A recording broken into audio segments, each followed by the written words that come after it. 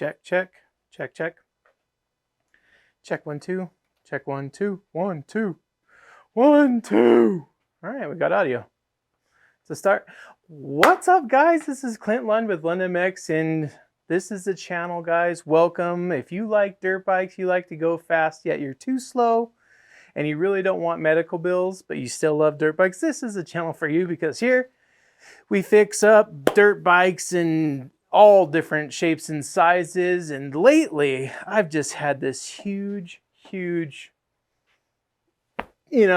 for the 500 thing. I mean, it's not, I shouldn't say lately, it's been going on years. Any of you who have followed me for some length of time know that 500s have just been like something that I'm just absolutely slain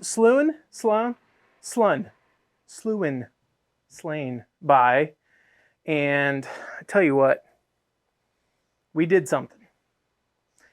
I'm proud of it. It's taken a little bit of therapy, I'll be honest with you. Check this out. Boys and girls, I'm here at Tahoe's Biltmore Casino, and we got some news for you guys. So, the worst bike on Craigslist, the staple of the channel, is going away right now, and I didn't sell it for a single dollar. We traded it. See that green thing over there? I think you guys know exactly what's going on. So let me tell you what's going on. That's right. The worst bike on Craigslist, we are trading for an absolute pile of junk. This is a 1988 KX500, and it's owned by my buddy Jake here. So Jake drove all the way here from Hilmar. It's far, just know that. So this is an 88. It does have the 92, 93 forks on it. It dumps gas like a sieve. We got a lot of work to do on it, but get excited, guys, because we got some plans for this thing. But straight across shade, Jake's pretty pumped because he's been waiting to get a nice bike, and actually this couldn't have gone to a better bike or better owner, in my opinion. Definitely bummed, and I've had to get some consulting on getting rid of it. Had to get a therapy dog, which is inside the truck, and chocolate milk, hot chocolate, a quiet room with a blanket to kind of get me through the situation. But I know in the end it's going to be worth it. Maybe to you guys right now watching, it's not worth it at all, but honestly, trust me, we're going to do some things to this bike. It's just, you guys know what I do. I don't leave anything alone. So pumped on it. But let's get it down to the shop garage, whatever, and tinker on this thing and find out everything we got to do. It's going to be a long list, I'll tell you that right now, but it's all right. I'm up for the challenge. Let's do it. So yeah, guys, we traded the ESR 325, the worst bike on Craigslist. That was kind of the pinnacle bike, the channel's breakout. When I started that build, we had like 20,000, 30,000 followers, and we shot up double that. I mean, we went up to like 60 right after that, or something like 50, 60, something like that. And but anyways, a lot of you guys followed because of that bike. So here's the thing. I want to just kind of dial this back a little bit before you guys jump down my emails and start screaming at me. So the frame, guys, the frame was an 01. For some stupid reason, whenever you sell a bike on Craigslist, Facebook Marketplace, eBay, Etsy, Kazoo, I don't know, what's Let Go. There's like a bunch of different platforms to sell on. But when you list a bike by the year, so in my case, it was an 01 YZ250. Sure, we did a lot to it. We put on the 2012 YZ250 subframe. We put, basically an engine that you could call a 2020 at the time, because, I mean, there was nothing else like it. Everything in it was brand new. But there's like this stigma, right? It's a 2001. So no matter what I do, it's got A-kit, forks, fully built for, off-road, enduro style riding. It's got the best suspension, the best engine, a 325 torque monster, recluse auto clutch. I mean, I'm looking this way because I have a buddy showing up, and it's going to be a real fun episode. And guys, I tell you what, man, I just can't. For some reason, you put up a bike for a 2001, and then they expect you to sell it cheap, and I'm not going to do that. So guys, Ryan's here, and we've come to play 500 stuff. So yes, moving on from the 325 situation, guys. So my buddy Mike Weir, he's known as the KX Guru on just about every platform, Instagram, Facebook, whatever. He had these. He had them in his hands. He sent me a picture. He's like, hey, Clint, is this them?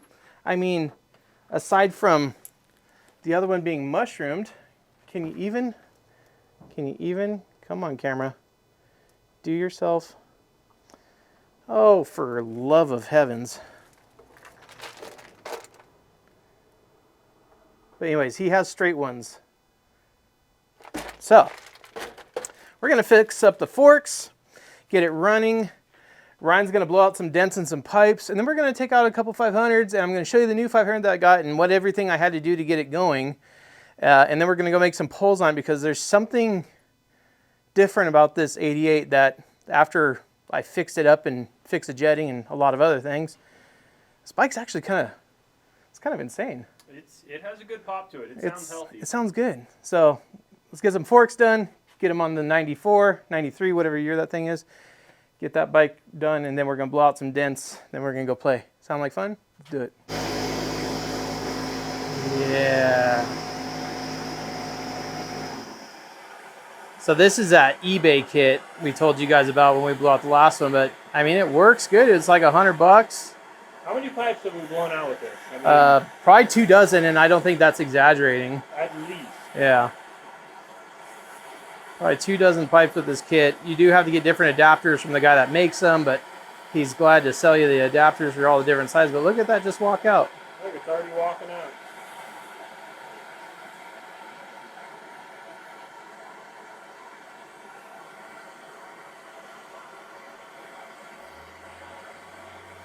That was a good one too.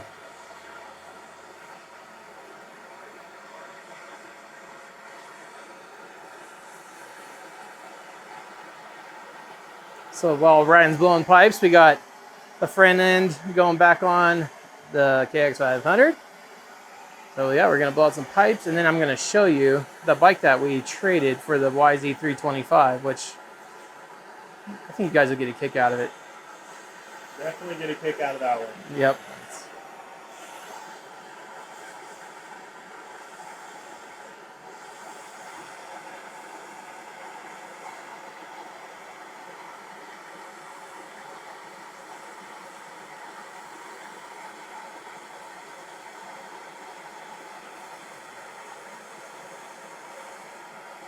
Now we have all the PSI. Yes, I was gonna say now it's probably over 100 now. Yes. Yeah. Is this one supposed to be there? I don't know. No, it looks like there's a rocket right there. Unless that clears like a radiator, and then you blow it out, and then no longer clears the radiator. Yeah, it doesn't fit. We'll take the hammer back to it. Watch all these little ones just come right out. Hit it with a little bit of heat. You know, the trick is MAP gas. Yeah, MAP gas, not propane. It takes a long time with propane. Propane does work, but it just takes longer. Yeah, it takes a while. Here it comes. Just like that.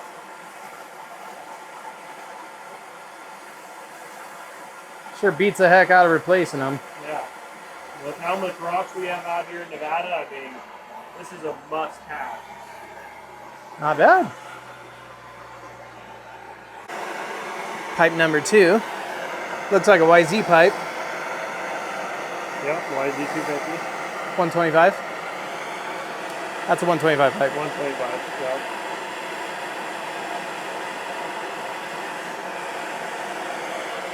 I'll show you guys when it comes to these ones right here, how this thing just literally walks out. It's kind of pretty impressive, actually.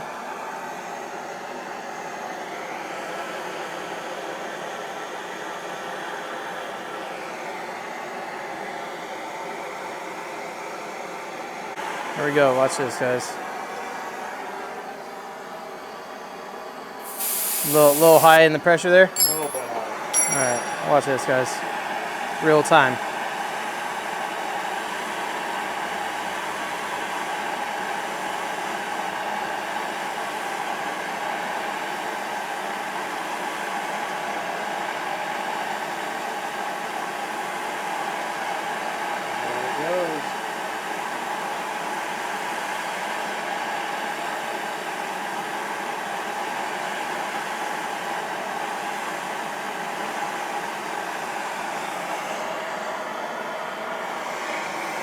That's up. That's that one.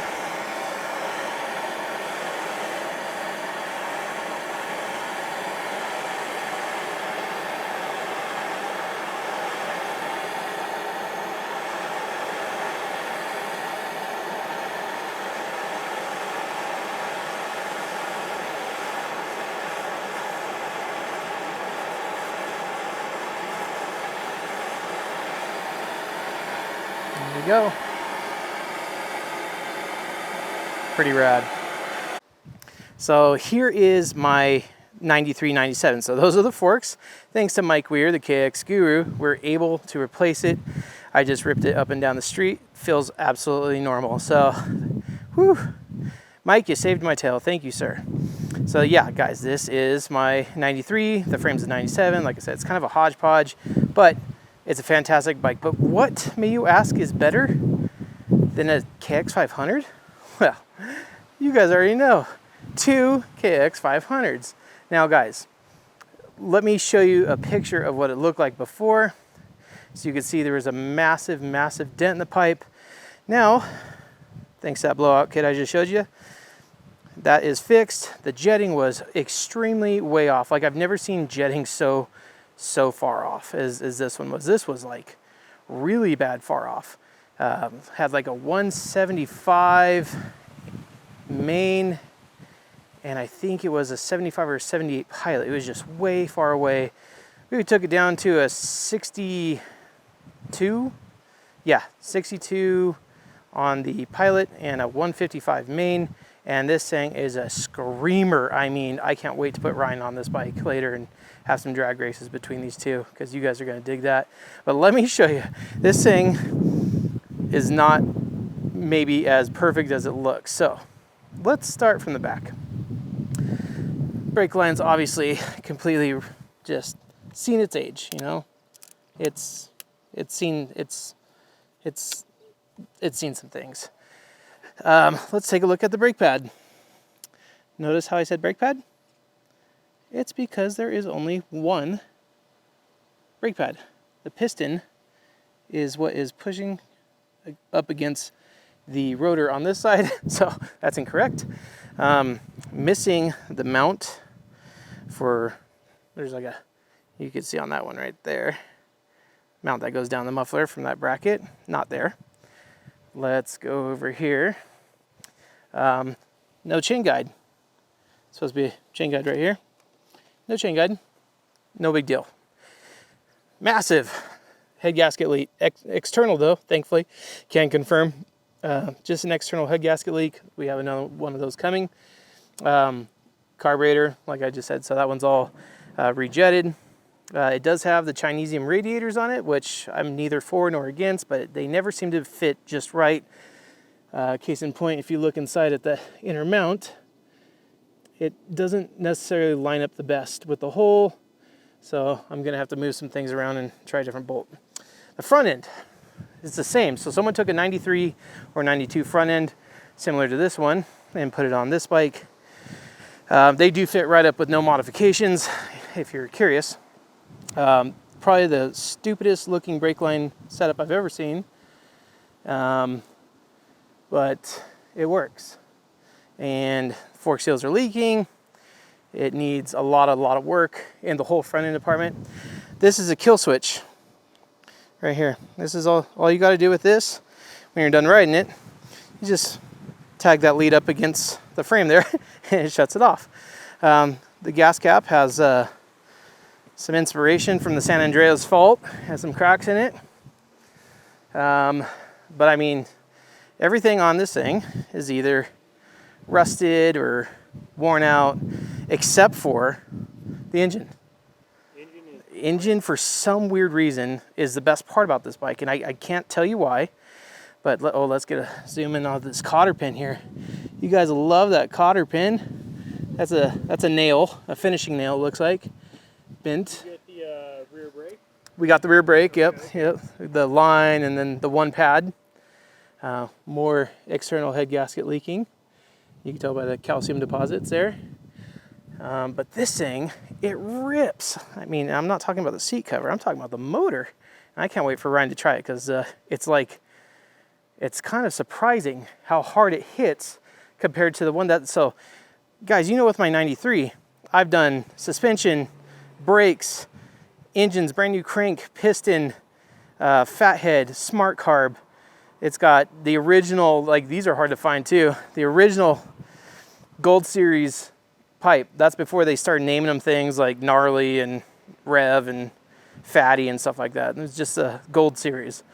So it's got that and power core muffler. I mean, very standard equipment. Got a steering stabilizer just for the high-speed whoops out here. And this thing's a ball. I have a blast on this. I mean, in the drag race, against 20 bikes, we're about halfway. So it's nothing to brag about, but at the same time, it's nothing to really sneeze about either. It's a great running KX500, but there's something going on with this one that I can't figure out. And Ryan and I both have some ideas. So the 88 engine was completely different, right, than the 89. Correct.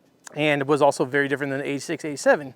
So they're saying 67 horse out of the box. Out of the box. So there was like a time period, guys, where the KX500s, amongst others, we'll just say other bikes, right, was the most powerful in the class. Well, and they tried to detune it, but they failed. Yes, so thankfully they failed. The 87 KX500 engine is like the most known to be the most powerful of all of them. And I have that's the engine that's in the Yamasaki. And that engine is absolutely, I agree, is violently fast. But like Ryan said, so there was a lot of lawsuits, there was a lot of complaints, people going to Kawasaki and saying, hey, this thing is dangerous, it's killing people, it's not rideable. So Kawasaki, they went in and they were supposed to detune it. They failed miserably, and they ended up making it even more powerful than maybe even the 87. And then after that, the 89, they significantly detuned, but obviously you can do some things to fix that. But after riding it yesterday, I'm blown away. So I think we need to go play around on these things in the back because they're really that much fun. And that one is astoundingly cool. Okay, remember, you only have front brakes. Yes. Okay, and everything else downshift a lot. Yes.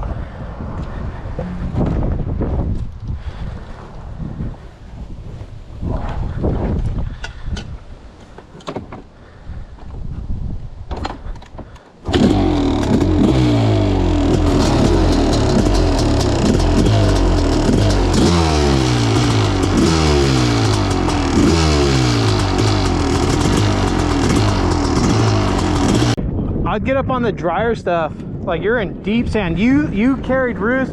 Well, you can see her trench mark. Oh yeah. Dude, this thing's the tire. You need a sand paddle. Not even that, just a real 120. A real 120 would be nice. Alright guys.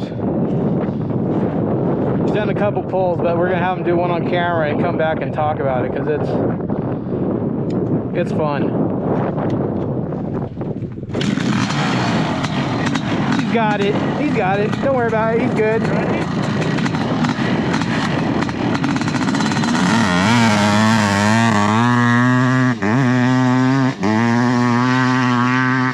I mean, guys, give a like smash for that sound. That sound is insane. That 500 sound is just nutty. It's just stupid. It's so violent. I love it. There's a little sputter on takeoff, but look at that trench, homeboy late. I mean, he trenched. Oh, here he comes.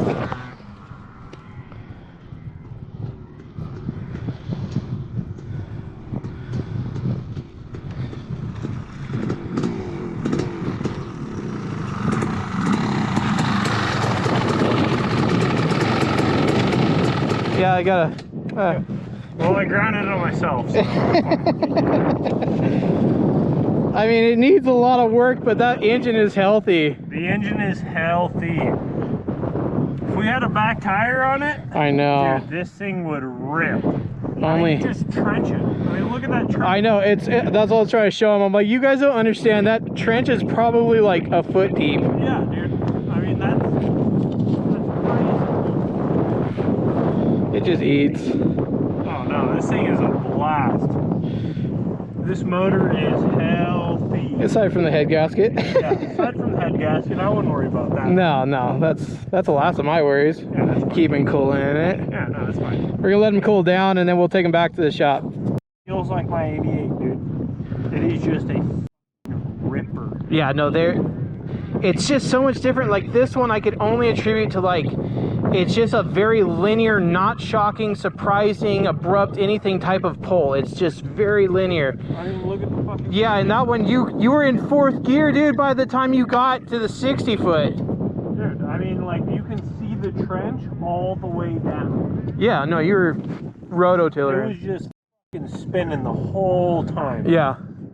Yeah, it would, paddle would Put be like sick. that tire on here. Oh, this is a Dunlop. Still, it's wider. Yeah. Yeah, that's not, it's, the tire says it's a 120 80/19, but I guarantee you that's a 110 or a 100.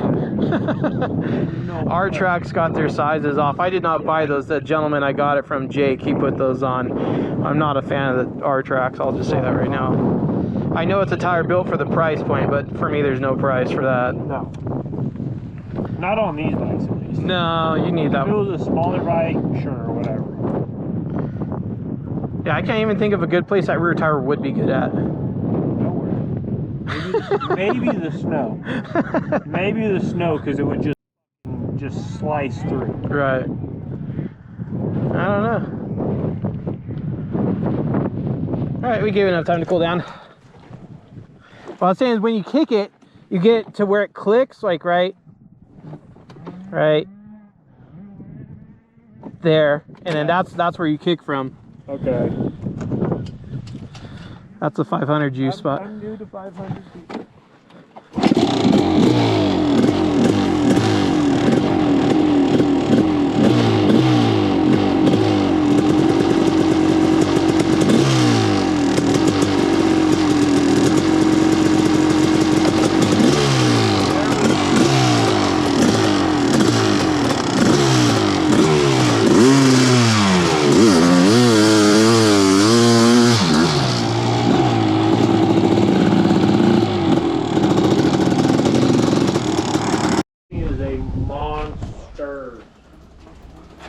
It's fun.